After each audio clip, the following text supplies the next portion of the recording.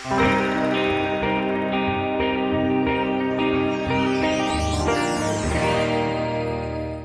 lo poquito que yo sé de altas capacidades intelectuales. Y mientras se prepara, ya está preparado, ¿no? Iba a decir que se ha puesto muy de moda el nuevo gurú de la educación, que es Ken Robinson, y una frase lapidaria suya es: la escuela mata la creatividad. Lo habéis comentado ya un par de veces. Yo no estoy de acuerdo. En todo caso lo matizaría. Algunas escuelas matan la creatividad, otras no, otras la reviven y otras la estimulan. ¿Por qué digo esto? No he venido a hablar de esto, pero ¿por qué digo esto? Porque cuando hablamos de escuela, hablamos de alumnos, pero también hablamos de profesores. Y si decimos la escuela mata la creatividad, estamos diciendo los profesores matan la creatividad. No es cierto. No es cierto. ¿Habrá profesores que sí lo hacen? Sí. Malos profesionales hay en todos los ámbitos de la vida, absolutamente en todos. Y yo he conocido unos cuantos malísimos, nefastos, pero la mayoría de los que he conocido han sido muy buenos profesionales. Luego está el tema de la vocación, que es un gran problema en este país, pero no solo para los docentes, para cualquier profesional, la vocación es imprescindible.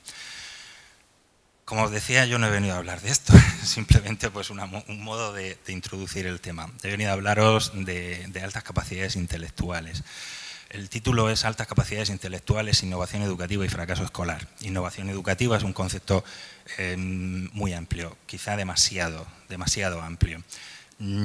Ahora veréis que yo os voy a intentar dar una serie de datos, no son míos, yo no he hecho ningún estudio, sino que me he limitado a reproducir o a reprogramar en todo caso los estudios que otros que saben más que yo han hecho sobre estas cosas. Altas capacidades intelectuales. Yo creo que más o menos todos tenemos una imagen de lo que son las altas capacidades intelectuales.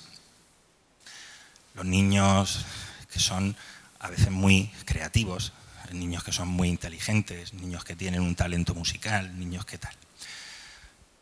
Existe una clasificación que puede ser esta que estáis viendo ahí, que habla de precocidad, talento y superdotación. Cuando hablamos de talento simple, de talentos complejos. Esta es una distribución al final de cómo son las altas capacidades, pero estos son estudios que hacen los teóricos de las altas capacidades y al final, bueno, pues es una forma de distribuir a los alumnos y de colocarlos a cada uno en su sitio para intentar luego hablar un lenguaje en común para poder ponernos de acuerdo en determinadas cuestiones docentes y pedagógicas. Pero al final son casi etiquetas y nunca una etiqueta ha resuelto un problema. Y con los alumnos de altas capacidades hay problemas, muchos problemas. Esas son las altas capacidades, esa es la realidad de las altas capacidades. ¿Os imagináis a un niño, todos los que somos padres, si nuestro hijo participa en una carrera de atletismo, no se nos ocurre decirle, frena, todo lo contrario, le aplaudimos y le insistimos, le gritamos para que llegue antes que ningún otro, ¿verdad? Y nos sentimos orgullosos cuando nuestro hijo atraviesa la meta en primer lugar. Nos ponemos más anchos que largos porque es nuestro hijo y ha llegado el primero y es el mejor. Vamos a trasladar esto al ámbito intelectual, al ámbito creativo. No es lo mismo. Con los niños de altas capacidades lo que suele ocurrir es, espérate, porque tú no puedes llegar antes que los demás. Tienes que llegar a la vez. Pero si yo puedo correr más que los demás, ¿por qué no me dejas correr más que los demás? No, porque la ley dice que tienes que entrar a la meta a la vez que los demás. Bueno, esto que parece algo anecdótico tiene una serie de traducciones a nivel psicológico. Hay toda una clínica, en muchos de los casos, de alumnos de altas capacidades que pasan por este tipo de procesos de ocultar su auténtica capacidad. Y ahí veíais a un señor que no se explicaba el qué estaban haciendo esos padres, animando, avanza, corre más, no, ahora no tanto. No se lo explicaba, aquello le causaba cierta disonancia, ¿no? Como llaman los psicólogos, la disonancia cognitiva. Bueno, y es que muchas veces no los vemos. Yo me he encontrado con algunos profesionales, no necesariamente docentes, a los que les dices, ese chiquillo yo creo que es posible que tenga ciertos rasgos de altas capacidades, es posible que sea un niño que se salga. Y el gesto de la otra persona es,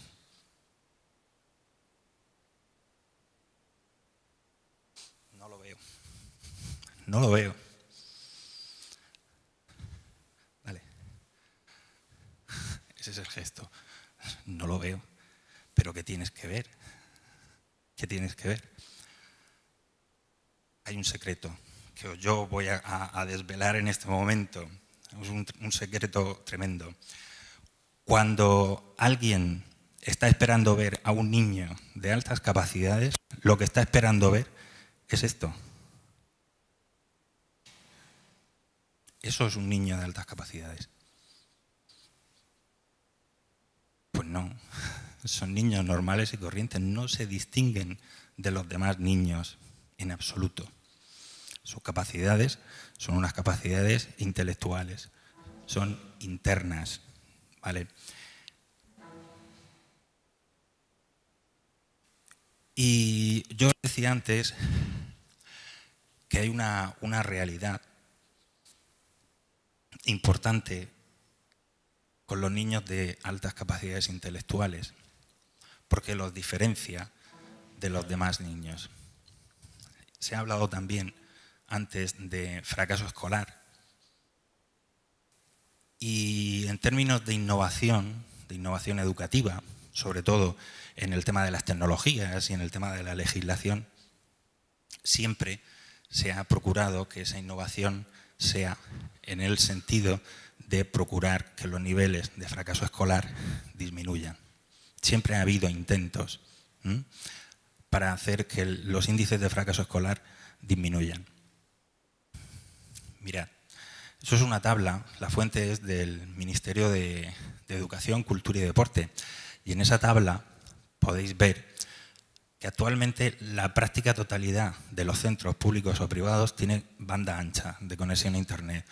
Todos tienen prácticamente casi al 100% conexión a Internet. El número de alumnos por ordenador cada vez es menor, es decir, cada vez hay más ordenadores y menos alumnos para cada uno de ellos, al igual que pasa con los profesores. Hay una página web que se llama, esa que veis ahí, no me acuerdo cómo se llama, bueno, pues esa, que dice que es un sitio web que se dedica a organizar las aplicaciones informáticas por categorías. Y según esta página web, hay en torno a las 80.000 aplicaciones educativas. Hay unas cuantas. ¿Para qué tanto? ¿Para qué tanto? Al final usamos dos. El Ministerio de Educación puso en marcha un programa que se llamaba Escuela 2.0, que era un proyecto que pretendía implantar las tecnologías de la información y la comunicación en todos los centros educativos. Y tenía una serie de objetivos, que eran pues, dotar de esas TIC a los alumnos y a los centros, garantizar la conectividad, la formación de los profesores, generar y facilitar el acceso a los materiales educativos, etcétera, etcétera, etcétera. Bien, eso está muy bien, probablemente algunos de los objetivos sí que se han conseguido. Por cierto, TIC, Tecnologías de la Información y la Comunicación. Ya hay personas que están hablando de TAC. TIC, TAC, TIC. ¿Os suena algo esto? TIC, TAC, TIC, TAC. Alcoletas aquel, ¿no? Es igual. TAC, Tecnologías para el Aprendizaje y la Comunicación. Bueno, venga. Dale. ¿Qué pasa con ese programa del Ministerio de Educación? Esto es un estudio que hizo la Universidad Pompeu Fabra junto con la Universidad de Murcia. un estudio relativo a datos hasta el año 2012. Dice que el total de ese programa, de Escuela 2.0, la inversión fue de 302 millones, es decir, unos 47.000 euros por alumno. Se repartieron más de 600.000 ordenadores, se digitalizaron 27.000 aulas, se dio formación a 120.000 profesores. Bueno, estos son números gordos, serios, y aparentemente debía haber supuesto un avance importante y significativo de cara al rendimiento de los niños, que luego se tradujera en índices de fracaso escolar. Bueno, según estos autores, las conclusiones a las que llegan son que no parece que la extraordinaria inversión hubiese dado sus frutos. Estamos hablando de datos entre el año 2009 y 2012. Eso no ha revertido. Esa inversión no ha revertido en el rendimiento académico. Y luego dice más, que esto también es muy interesante. El número de ordenadores por alumno en 2012 ejerce un efecto significativo y negativo sobre la nota de las matemáticas en todos los alumnos. Dale.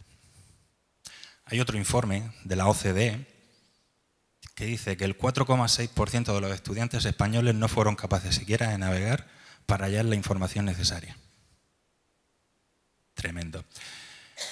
Quienes sí navegaron se perdieron en la red más a menudo que los alumnos de otros países. Dale que me pierdo. ¿No sale? Bueno, el 42% de los alumnos de 15 años de Corea del Sur y el 38% de los de Shanghái utilizan el ordenador en el colegio frente a la media del 72% en el conjunto de los 64 países analizados de la OCDE. Y los alumnos, sin embargo, a pesar de utilizar los ordenadores con bastante menos frecuencia que los de Corea y Shanghái, en estos países, sin embargo, los alumnos obtienen mejores resultados en las pruebas del programa PISA. PISA también ha salido. Bueno, no es que sea yo muy partidario de los informes PISA, ¿eh? Hay también toda una parafernalia alrededor de los informes PISA y a saber lo que está ganando la editorial que se encarga del tema, ¿eh? La editorial Pearson. Y quien ideó el sistema de corrección de los informes PISA ya dijo que el modelo matemático estaba equivocado. Y lo dijo de su propio modelo matemático. Pero es igual. PISA es, desde mi punto de vista, la internacionalización de la estandarización. Vamos a... Todos los niños iguales. Los niños no son iguales. No hay un niño que sea igual a otro. Todos son iguales ante la ley. Todos tienen los mismos derechos. Esto a estas alturas del siglo XXI es indiscutible. ¿Todos los niños son iguales? No. Rotundamente no. Yo tengo 2 hijos. 2, ¿no? 2. Cada uno de su padre y de su madre. Pero mis hijos son como si fuesen de distintos padres y de distintas madres. Y no los puedo tratar a los 2 igual, porque por lo menos con uno cometería una injusticia. Por lo menos con uno. Lo tengo que tratar según es cada uno de ellos, no según yo entiendo que deben ser de esta forma o de otra. Dale a ver qué viene. Hablando de informes PISA y hablando de la innovación educativa, antes decíamos innovación educativa también es innovación en la legislación que es la que supuestamente nos debería amparar a todos en las actuaciones pedagógicas que llevamos a cabo en los centros docentes. Bueno, pues ahí veis los resultados de los informes PISA en España en las distintas fases en las que ha habido diferentes legislaciones. La LOCSE, hasta el año 2002, la famosa LOCSE, la LOCE, fue otra de tantas, y a partir de 2006 que entra en vigor la LOE. Veis los resultados en lectura, matemáticas y ciencias. No hemos avanzado. Nada. No hemos avanzado. Siempre estamos por debajo de los niveles europeos en PISA. Insisto, no soy muy partidario de los informes PISA, pero es la única referencia y el principal elemento de comparación que tenemos respecto de los demás para intentar ubicarnos.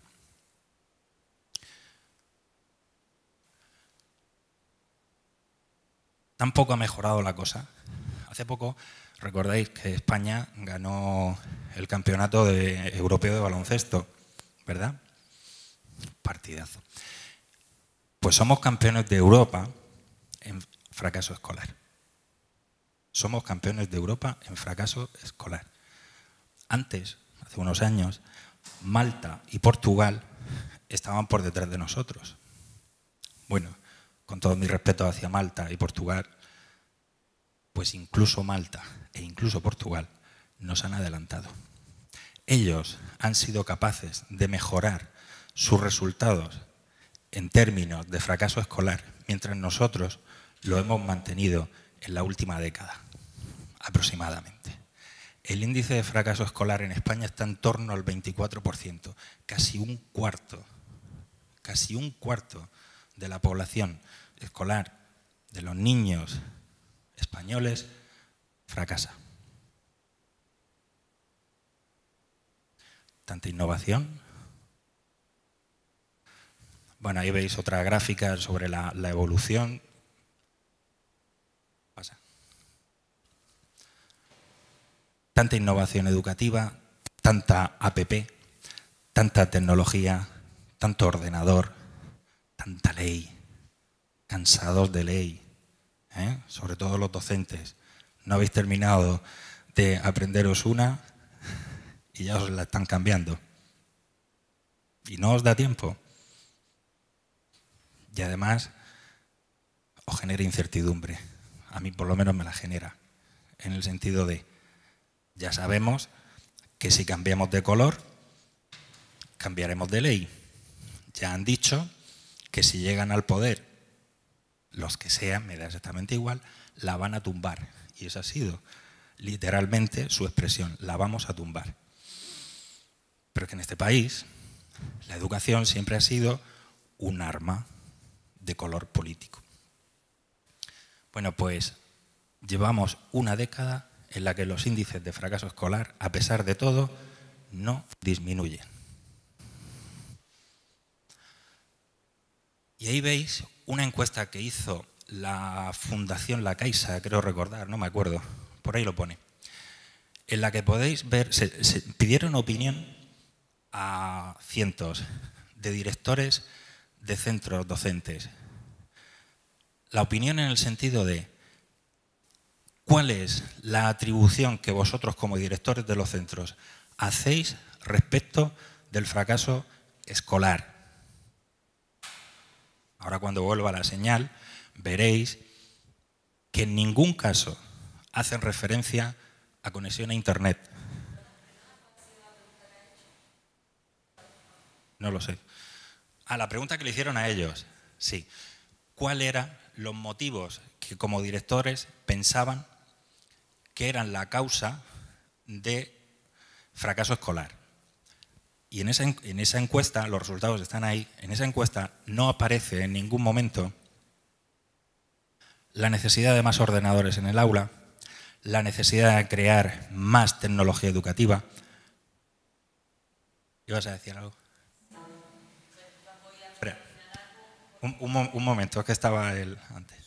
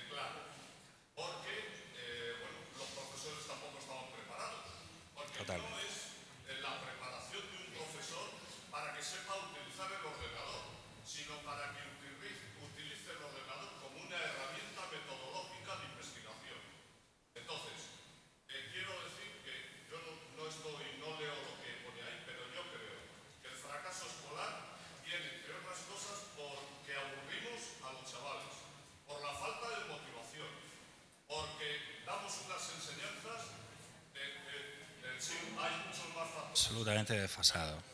Y familiares y todo lo que quieras, pero si tú consigues que a través de la investigación, a través del trabajo cooperativo, a través de los proyectos, pues los chavales estén ocupados, entretenidos y motivados, se evitaría el fracaso escolar y los chavales aprenderían a ser creativos, emprendedores y a ser los protagonistas del aprendizaje.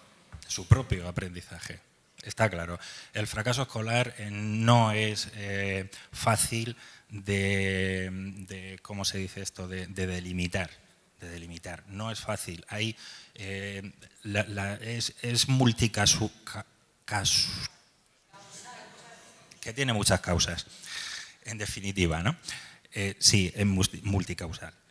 Entonces es difícil, en este momento tampoco es el objeto, ¿no?, de este debate, pero sí, efectivamente creo que hemos comprado los muebles antes que la casa. ¿Y de qué vale? ¿Ahora dónde metemos los muebles? ¿Vale? ¿Qué hacemos con los muebles? Perdona.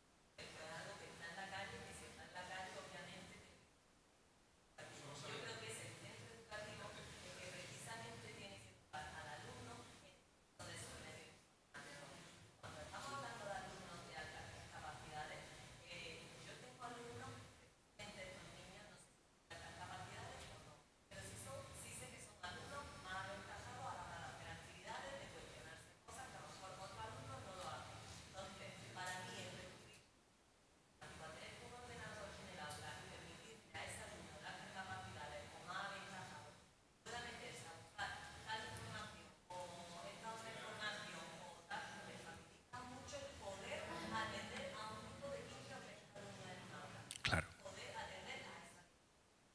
Efectivamente. Vamos a ver, los instrumentos informáticos, toda esta tecnología, ¿es inútil? No, en absoluto. Pero es una herramienta, es un medio, no es el fin. No es el fin de la educación. Es un medio, una herramienta.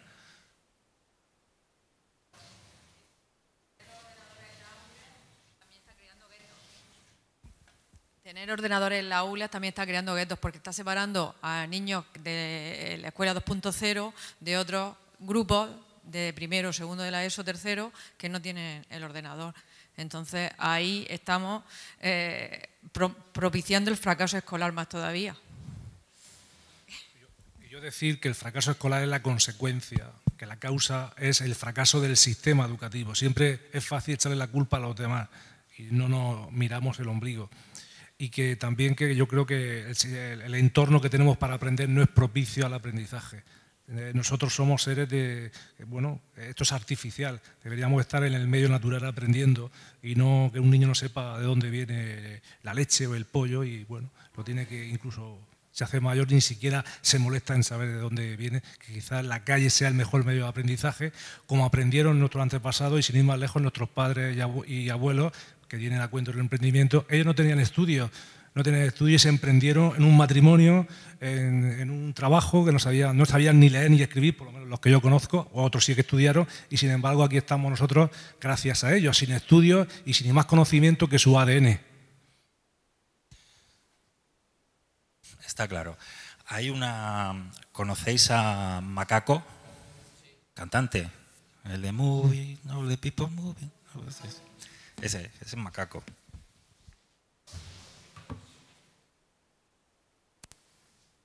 Bueno, pues este hombre, creo que es esa canción, la de Moving, hay una parte de la letra que dice, a propósito de lo que usted decía,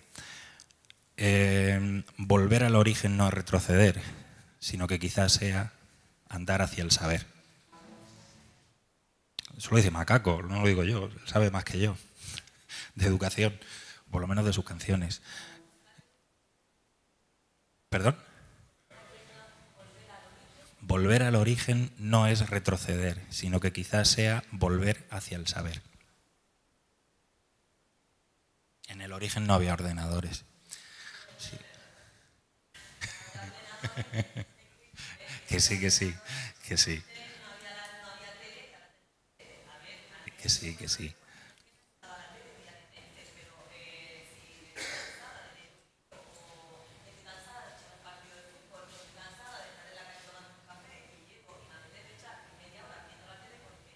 ¿Por qué no?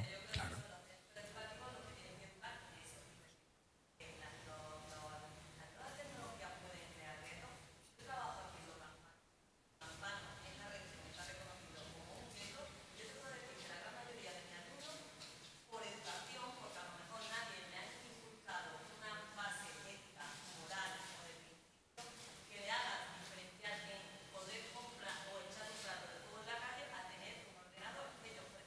Más.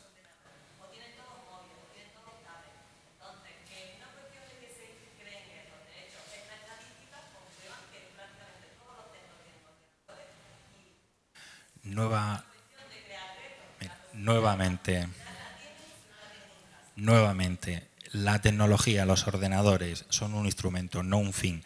La tecnología, los ordenadores no crean guetos. Existan o no existan, los guetos los creamos las personas. Y el uso que hacemos de nuestras capacidades, o de los ordenadores también, ¿vale? Bueno, pues centrándonos un poquito más, porque hasta ahora ha sido todo muy genérico, en el tema de las altas capacidades. Veis ahí que la legislación, es que estoy mirando para allá porque tengo una pantalla aquí, entonces me resulta más cómodo. Es que estoy viendo cabezas que se vuelven y digo, este tío que está mirando, ¿no?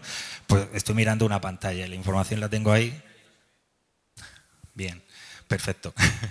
Bueno, dice que la legislación actual considera que la atención educativa debe estar orientada al desarrollo del talento de cada alumno. Eso es lo que dice la ley actualmente, es lo que dice la LOMCE, que habla mucho, sobre todo en los preámbulos, habla mucho del talento, pero luego se cargan asignaturas como las artes, porque los talentos siguen siendo los mismos. Solo existe un talento o una inteligencia que Howard Gardner identificó como lógico-matemática. La kinestésico-corporal, todavía, porque también tenemos centros de alto rendimiento, no muy lejos de aquí hay uno, en Los Narejos, ¿no? Bueno, la ley dice que, y así está escrito, que cada alumno tiene algún talento, el que sea, uno por lo menos tiene, y que los talentos difieren de un alumno a otro, es decir, cada alumno tiene sus propios talentos y van a ser diferentes a los que pueda tener otro alumno. ¿Por qué es importante el reconocimiento hacia los talentos? Primero, para desarrollar acciones para identificarlos. Es decir, si no identificamos a los alumnos y cuáles son sus circunstancias, la respuesta educativa que administremos no va a ser adecuada, porque no está ajustada a las necesidades reales de estos niños. Pero también es importante porque él dice ahí las necesidades, capacidades y ritmos de ajustar toda esa respuesta educativa a las capacidades, a los ritmos de aprendizaje de los niños. La legislación reconoce a los alumnos de altas capacidades como alumnos con necesidad específica de apoyo educativo. Alumnos con necesidad específica. ¿Eso qué significa? Que tiene que ajustarse sí o sí a sus características, si no, no vale. Y para que se ajuste, primero hemos tenido que hacer una identificación. Mirad, esos son datos también del Ministerio de Educación, yo lo único que he hecho ha sido transcribirlos. En el curso 2012-2013, en primaria, por ejemplo, ¿había una población escolar?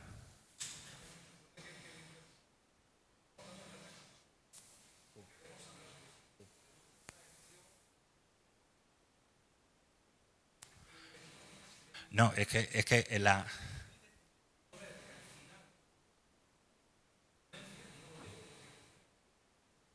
Porque precisamente el título es Altas capacidades, innovación educativa y fracaso escolar. Es decir, no, el propósito no es hacer una descripción de lo que son los alumnos de altas capacidades. No. No, hombre, Gráficas no, gráficas hay unas cuantas porque hay que mostrar datos, pero la idea no era que yo viniera aquí a soltar un rollo sobre lo que son los alumnos de altas capacidades.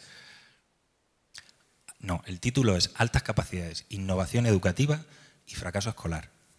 Y entonces lo que estoy intentando hacer es enlazar qué relación tiene las altas capacidades, la innovación educativa y el fracaso escolar.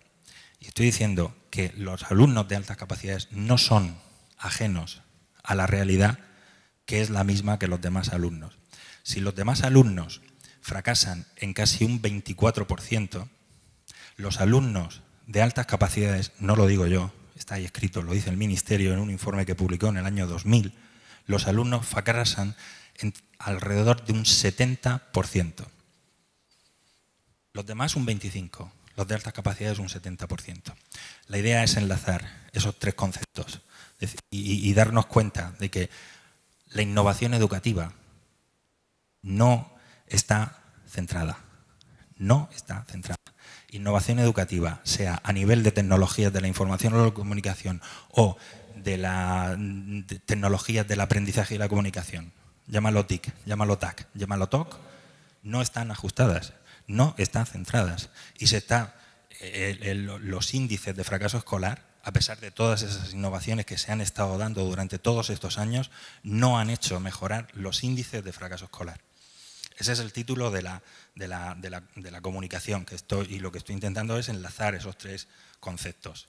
No hablar solo de lo que son o no son alumnos de altas capacidades. Lo podemos hablar. Ah, perfecto. Ya, pero yo...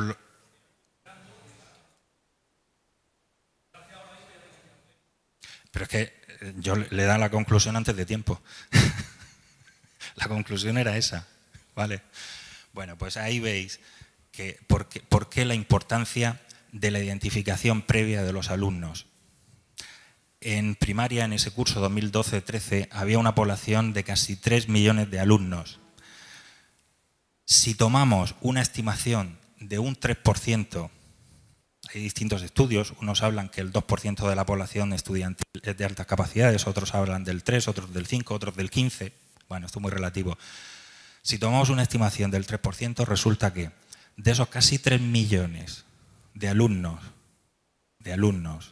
en total, en educación primaria, el 3% serían casi 85.000 alumnos de altas capacidades los que debería haber, si damos por válida la estimación del 3%. ¿Cuántos se identificaron en ese mismo curso? 6.746, es decir, menos de un 8%. ¿Dónde está el otro 92%? ¿Qué pasa con el otro 92%? No lo sabemos porque no los vemos. ¿Os acordáis? No lo veo. Pues ahí está el 92%. Lo mismo pasa en todas las demás etapas aproximadamente. Y en Murcia, a pesar de todo, es una de las comunidades que más y mejor se mueve en términos de altas capacidades. Entre otras cosas, porque la administración, como es su obligación, y así ellos mismos lo han establecido, ha puesto los medios, o aparte de los medios, para identificar a los alumnos de altas capacidades. Hay un equipo específico en la comunidad autónoma específico de altas capacidades y están haciendo un trabajo, desde mi punto de vista, muy bueno. ¿Cuál es el fallo? ¿Cuál es el fallo que comete Murcia? Que identifica a muchos, no todos, muchos, ni siquiera la mayoría, pero no les da una respuesta educativa ajustada, con lo cual tienes un alumno identificado que se queda con la miel en la boca. ¿Y ahora qué? Y esa es la demanda de muchísimos padres. ¿Ya? ¿Ya? Pues me queda la mitad, dale. A ver, es que había... Bueno, sigue dándole. Vale. Ahí veis una serie de fotografías de una serie de individuos. ¿Conocéis a alguien?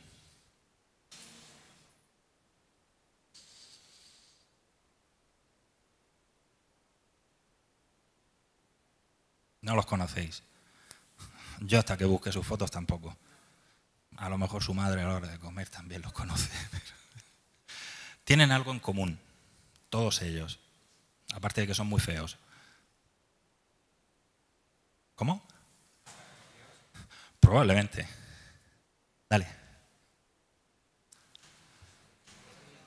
Premios Nobel de Física, de Química y 6 premios Pulitzer. Bueno, son gente, parece preparada, gente inteligente, gente... Bueno, premio Nobel siempre se asocia a una capacidad elevada, ¿no? Pero hay algo más que tienen en común. Desde el 72 hasta 2012 tenemos en esa diapositiva anterior 6 premios Nobel de Física, un premio Nobel de Química y 6 premios Pulitzer. ¿Qué más cosas tienen en común? Que todos ellos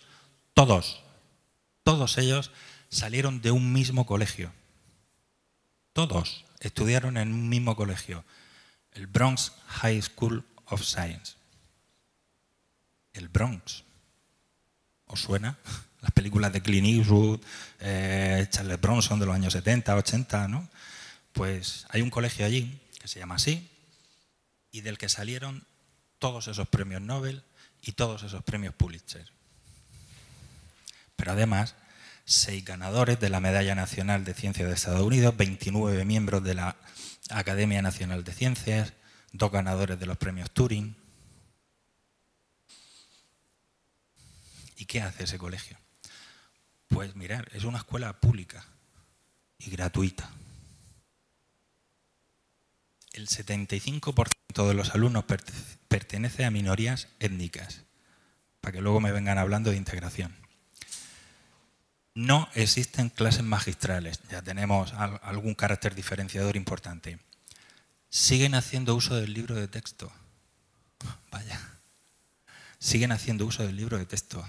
Y nosotros financiando a las grandes multinacionales de los, ¿cómo se llama esto? De las tablets. Ellos sabrán lo que están ganando también. Vamos a quitar los libros de texto. ¿Por qué? Todavía no he escuchado, no digo que no la haya.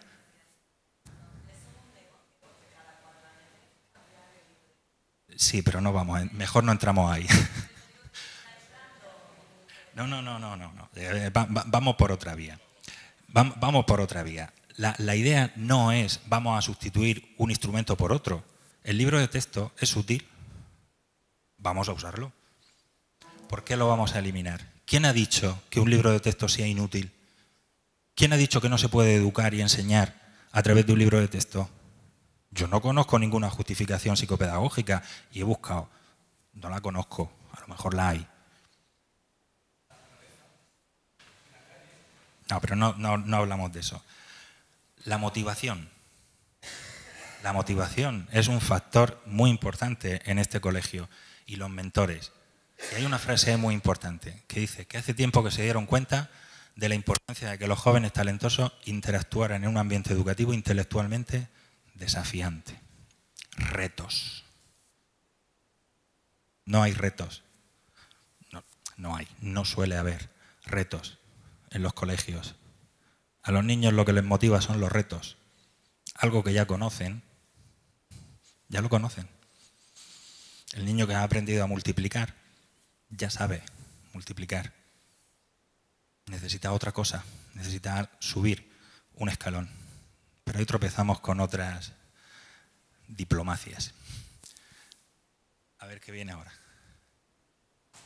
Y ya terminamos porque si no me van a echar. No viene nada. Bueno, como no tenemos tiempo para más, simplemente si hay alguna pregunta.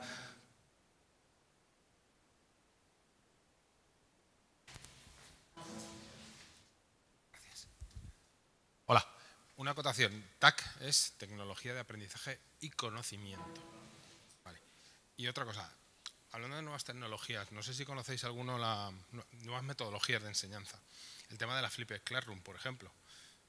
Es una nueva metodología que a los niños de altas capacidades les favorece, porque les permite de una sola vez escuchar al profe, adquirir esos conocimientos y luego poder aplicarlos. O sea, yo no creo que estén reñidas. De hecho, tú has hablado ahí de motivación. Los niños, nuestros hijos, son ahora mismo habitantes digitales. Viven rodeados de tecnología por todas partes, aunque no queramos, desgraciadamente o afortunadamente. Entonces, en el cole los aislamos.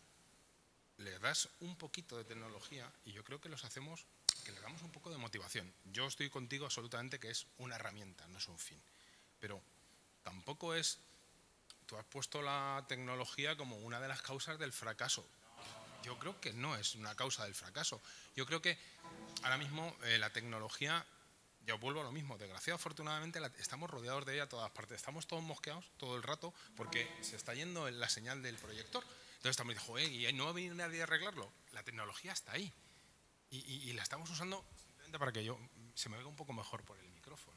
O sea, a mí me ha dado la impresión de que, a lo mejor ha sido una impresión mía, que tu presentación ha dicho la tecnología no favorece. A ver, creo que no es el fin, pero sí es una herramienta que todas esas cosas que ha dicho del Brown High School, hay muchas que la tecnología puede ayudar a hacerlas. El trabajo en equipo. Claro, sí, pero decías. Claro, y todo eso. Sí. Pero que un poco que eso, que da la sensación de que la tecnología no es... Es que no me he explicado bien. En ningún caso he querido decir que las tecnologías sean las que hayan dado lugar a los índices de fracaso escolar. No, en absoluto. Porque en los años 70 el índice de fracaso escolar no era del 25%. Y no había ni un ordenador en los institutos. Y no era del 25%. Estaba en torno al 70 y tantos %. La tecnología no es la causante del fracaso escolar. Antes decíamos también, el fracaso escolar es ¿cómo se llama eso? Multicasual, ¿no? El mal uso, no el uso, el mal uso de las tecnologías, como de cualquier otro instrumento, herramienta o metodología, puede dar lugar a cosas que no nos esperábamos, por supuesto. Pero el uso adecuado de la tecnología puede beneficiar. Por supuesto que sí. ¿Quién lo duda? ¿Quién lo duda? Estamos en el siglo XXI. ¿Vale? El problema es que muchas veces, yo he oído en alguna ocasión decir a alguien que tenemos una escuela del siglo XIX, profesores del siglo XX y alumnos del siglo XXI. Y eso es difícil de compaginar en un mismo centro educativo. Pero no es imposible, se puede hacer. Y hay muchísimos centros educativos que lo están haciendo con muy buenos resultados. Lo están haciendo. Pero la tecnología, al final, solo es un instrumento. Solo. ¿Alguna pregunta más? ¿Conoce usted en España que exista algún centro, no que haya tenido estos resultados obviamente, pero sí que aplique más o menos una metodología similar o no existe? Hay centros que utilizan distintos tipos de metodologías. Muchos de ellos utilizan las que ellos están utilizando también. Pasa que ellos también tienen una historia del año... Ellos empezaron en el año 1938, esta escuela, entonces tienen ahí una trayectoria, ¿no? Utilizan proyectos de investigación, por ejemplo, en España hay muchísimos colegios que utilizan proyectos de investigación y este no es un colegio para alumnos de altas capacidades, no lo es, que en España no existen, por supuesto, tampoco. Lo que sí existe en España son eso, centros que o bien agrupan a sus alumnos en actividades extraescolares o algunos incluso tienen aulas para alumnos de altas capacidades y hacen algún tipo de enriquecimiento curricular en el horario escolar, que es cuando hay que hacer el enriquecimiento curricular. Porque si es extracurricular, no es curricular. Y la ley dice que el enriquecimiento es curricular, no extracurricular. Entonces, sí hay colegios que utilizan metodologías de estas, pero no hay ningún colegio que se le parezca a este. De hecho, de España, contando a Vargas Llosa, que tiene la doble nacionalidad, creo que han salido en toda la historia de los premios Nobel, 8 de España, ¿no? Es que también es otra historia, quiero decir, que es difícil de extrapolar.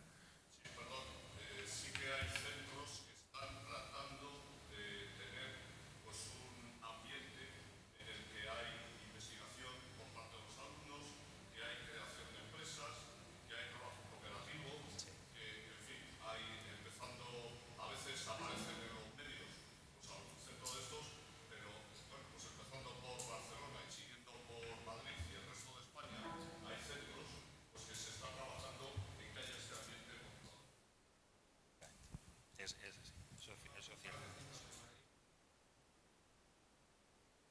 Sí, no, sí hay muchos centros que trabajan en altas capacidades. Sí. Sí.